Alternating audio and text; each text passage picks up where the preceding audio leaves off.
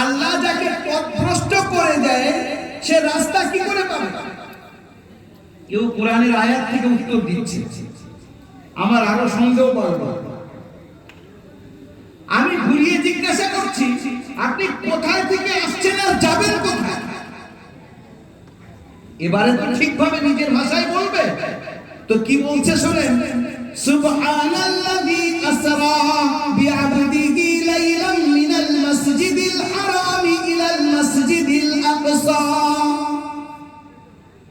বলছে পাক ও পবিত্র সেই যাও যিনি নিজের বান্দাকে মসজিদে হারাম অর্থাৎ বাইতুল্লাহ থেকে নিয়ে আর মসজিদে আকসা নিয়ে গেছেন। বলে আমি বুঝতে পারলাম তখন এই বুড়িমা হজ করে আর বাড়িতে ফিরতে যাচ্ছেন, বাইতুল মুকাদ্দাস ফিলিস্তিনে ফিরতে যাচ্ছেন। আমি তখন জিজ্ঞাসা করছি, আপনি কতদিন ধরে বসে আছেন? এবার তো উনি নিজের ভাষায় কথা বলবেন না, কতদিন বসে আছেন? উত্তরে বলছেন সালাসা লায়ালিন সাবিয়া। কোরআনের আয়াত থেকে বলছেন আমি 3 দিন 3 রাত এখানে বসে আছি। তা আমি বললাম আপনি খান কি? আপনার খাওয়ার জিনিসপত্র কি আছে, খাদ্য কি আছে? তো উত্তরে বলছেন হুয়া ইউরিমুনি ওয়া ইয়াসকিন।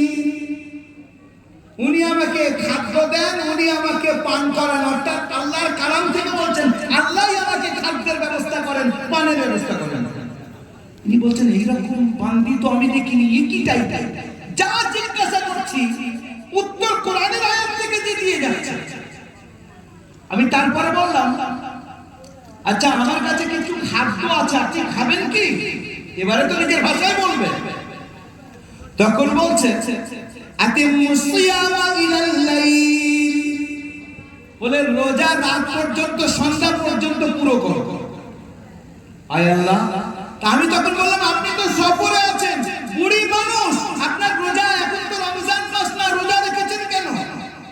এবারে তো নিজের ভাষায় বলবে। তখন বলছে আনতাসুমু খায়রুল লাকুম, যদি রোজা রাখো তো এটা তোমাদের জন্য ভালো হবে। এও কোরআনের আয়াত। আব্দুল্লাহ ইবনে মুবারক বহুত বড় মুহাদ্দিস, উনি বলছেন আমার মাথা ঘুরছে,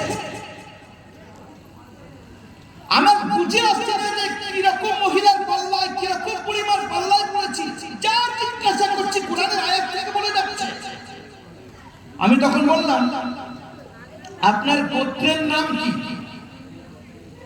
আপনার বংশের নাম কি?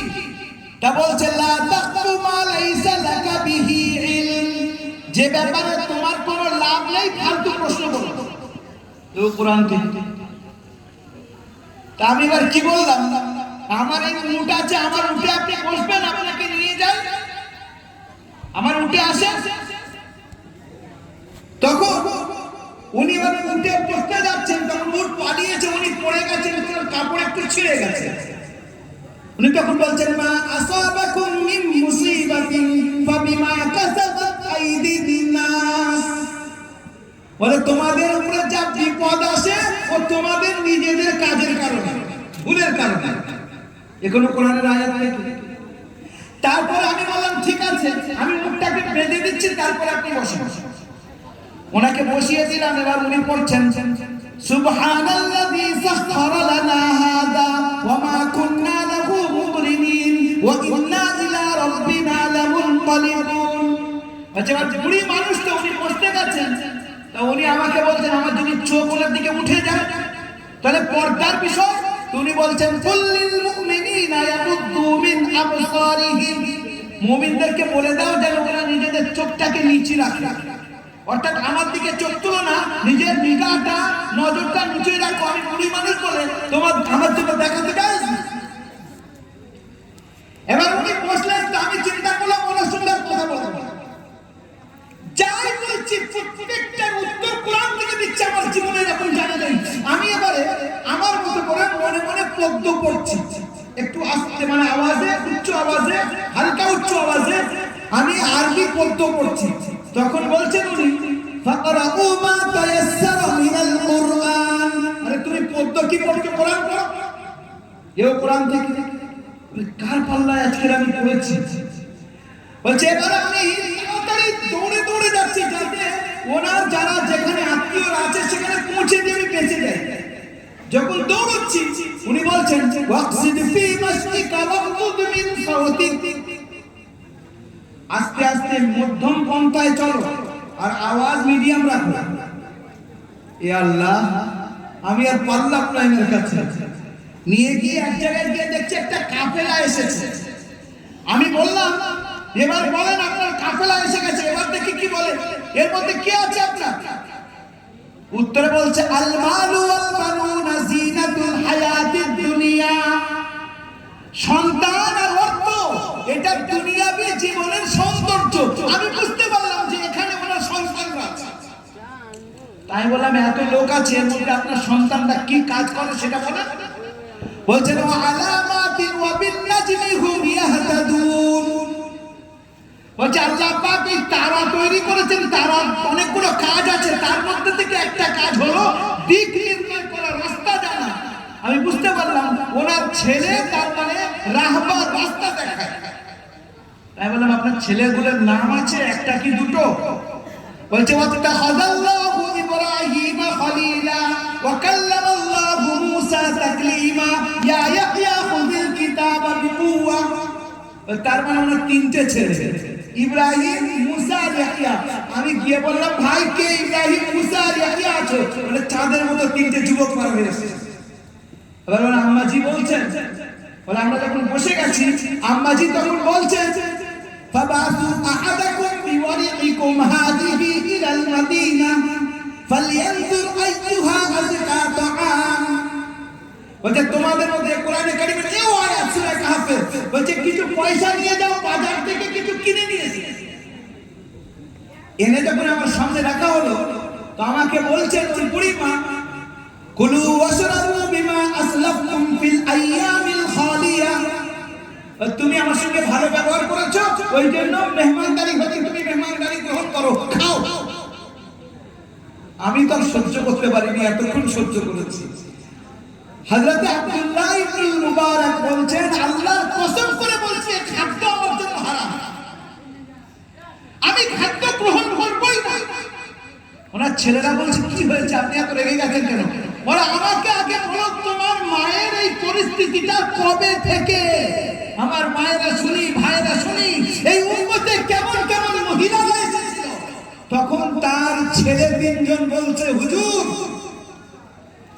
আমার মায়ের সামনে কোরআনের একটা আয়াত আছে, সেটা হলো মা ইয়ালফিযু মিন কাওলিন ইল্লা লাদাইহি রাকীবুন আতীদ। আমরা জিহ্বা থেকে যেটাই বার করি না কেন সেটা এখানে লেখা হচ্ছে, হয় ডান দিকে না বাম দিকে। আমার মা বলে তখন থেকে নিয়ত করেছেন আমি এমন কোন শব্দই বার করব না যে ফেরেশতা লিখতে পারবে গুনার ফেরেশতা। আজ 40 বছর হয়ে গেছে আমার মা কোরআন ছাড়া অন্য কোন শব্দ নিজের মুখ থেকে আজ পর্যন্ত বার করেনি। কল্পনা করতে পারে না এইরকম মহিলারাও পৃথিবীতে এসেছে। আমি এই তাজা এই ঘটনাটা পড়ে আপনাদের শোনাচ্ছি, এক্ষুনি পড়ে। হঠাৎ মাথার কাছে কিতাবটা রাখা ছিল, আমি বললাম এইটাকে কোনো মিক্স করা যায় কিনা। এই মহিলার দাবি কি ছিল? চেষ্টা এটা ছিল যে আল্লাহ আমি নিজের মুখ থেকে যেটা বার করবো তোমার ফেরেশতারা তো লিখবে, তা আমি এমন শব্দ বার করবো তোমার বাম দিকের ফেরেশতা চুপচাপ বসে বসে শুনতে থাকবে আর ডান দিকের ফেরেশতা লিখতে লিখতে ক্লান্ত হবে। অর্থাৎ আমার জীবনের ওজিফা বানিয়ে নিয়েছি আমি কোরআন ছাড়া কোনো শব্দ ব্যবহার করবো না। তার ছেলেরা বলছেন আর যিনি লিখছেন তার ব্যাপারে দ্বিমত নেই, এত বড় মুহাদ্দিস তিনি আব্দুল্লাহ ইবনে মুবারক, তিনি বলছেন যে তার ছেলেরা আমাকে বলছে 40 বছর হয়ে গেছে আমার মা কোরআন ছাড়া অন্য কোনো শব্দ ব্যবহার করে না। এবারে আসেন, একটা হলো উনি চেষ্টা করেছেন, করে দেখিয়েছেন। আমরা বলি আই লাভ মুহাম্মদ, আমরা বলি আমাদের মধ্যে চেষ্টায় কতজন আছে? মুহাম্মদ রাসূলুল্লাহর মুহাব্বত তার প্রমাণ চাই, সেই প্রমাণ কতজন দিতে পেরেছে? হযরত আবু সুফিয়ান রাদিয়াল্লাহু তাআলা আনহু, যার ব্যাপারে একটু আগে আমি হাদিস পড়েছি আপনাদের সামনে। আবু সুফিয়ান উনি তখন মুসলমান হননি। নবী করিম সাল্লাল্লাহু আলাইহি ওয়াসাল্লামের শ্বশুর যখন মুসলমান হননি, সেই সময় মদিনায় কোন কাজে গেছেন, আশ্চর্য হবেন, আবু সুফিয়ানের কানে খবর এসেছে যে তোমার মেয়ে, তার নাম হলো হযরত আবু সুফিয়ানের মেয়ে, ওনার নাম হলো উম্মে হাবিবা, উনি আল্লাহ রাসূলের সঙ্গে বিয়ে করেছেন। তো সেই সময় মেয়ের কানে, মেয়ের কথা টানা কানে গেছে যে তোমার মেয়ে বিয়ে করেছে কার সঙ্গে? আবু হযরত মুহাম্মদ রাসূলুল্লাহর সঙ্গে। তো আবু সুফিয়ান উত্তরে কি বলেছে? It was written with golden ink in